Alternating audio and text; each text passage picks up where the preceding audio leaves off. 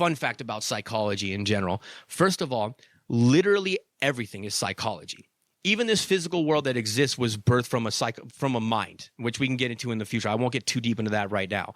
But so think about your whole reality and how it's organized. So imagine God made a playground, right, out of physical material, which at its root is energy. It's just we perceive it this way. We'll get into that later. But so physical material, and it rejuvenates itself infinitely, and it provides infinitely for all of time or until God decides that it's no longer of value, or we decide that we want to destroy it, whatever the case may be. But left to its own devices, it's this perfect world of rejuvenation, of like self-consumption and autophagy and self-birth and rebirth, death, birth, rebirth, death. That's what it does.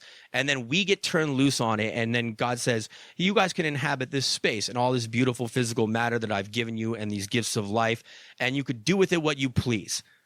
Well, the illusion is we only see the physical side of it. This is wood and that's metal and blah, blah, blah. But every single thing, every single manipulation of this world where we've taken metal and we've turned it into swords, or we've taken wood and we've turned it into tables and houses, and we've built shelter, and we've taken minerals out of the ground and we've made medicines, and we've taken copper and elements from the soil and we created technology, and now we're communicating over great distances. Look at what's going on now. And we look at that and go, wow, like we need physical material to do these things. But the physical material already existed in infinites, in self-rejuvenation, and we've only reorganized it with the power of our minds. Every physical action that you take, including me lifting my hand right now or grabbing Muscully here, sorry, buddy, just to manipulate my environment and change this external reality, comes from an idea and a thought and an impulse in my head, in my psychological realm.